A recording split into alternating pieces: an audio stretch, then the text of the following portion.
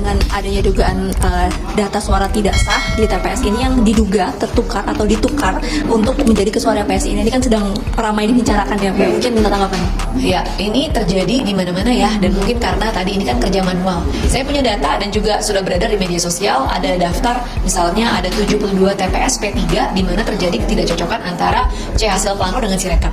Begitu. Begitu pula Nasdem ada puluhan TPS. Perindo juga demikian begitu.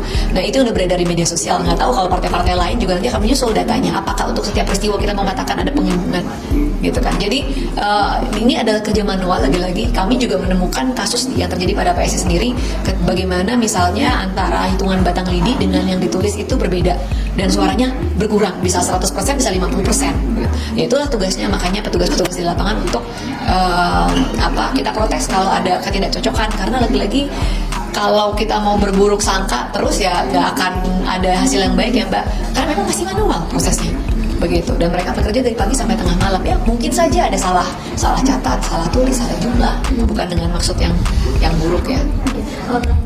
Tapi kalau misalnya dari internal PSI sendiri kan surveinya mengatakan bahwa lolos dari 4% itu kan ya. Tapi kalau misalnya melihat bagaimana saat ini dari KPU juga masih berkutat di soal form C ini, apakah nanti kemudian dari PSI masih optimis untuk terkait dengan suaranya melewati?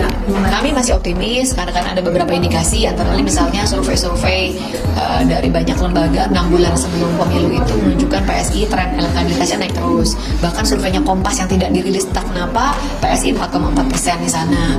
Kemudian perolehan suara kami di provinsi, kabupaten, kota juga melonjak tinggi, sangat signifikan di DKI Jakarta, kemudian di kota-kota ya, di Semarang, di Tangerang, di Banten, di Surabaya, di Papua bahkan naik sampai 300%, di NTT naik sampai 400%, di Maluku naik sampai dengan 600%. Jadi kan memang ini tercermin juga gitu ya, antara intention to vote sebelum pemilu, kemudian juga perolehan suara di DPRD-nya, provinsi dan kabupaten kota juga melonjak drastis. Jadi kami masih optimis, kita kawal terus perhitungan real count di KPU, dan yang awal kan mau cuma PSI ya banyak Mbak gitu kan. Kalau kita coba deh sekali-kali main ke udah selesai di kecamatan ya, tapi kalau kita lihat di sana ada banyak sekali orang yang berjaga dari pagi sampai malam, dan ini nggak bisa kita di tempat seperti itu kita tiba-tiba sim salah bim abrakadabra.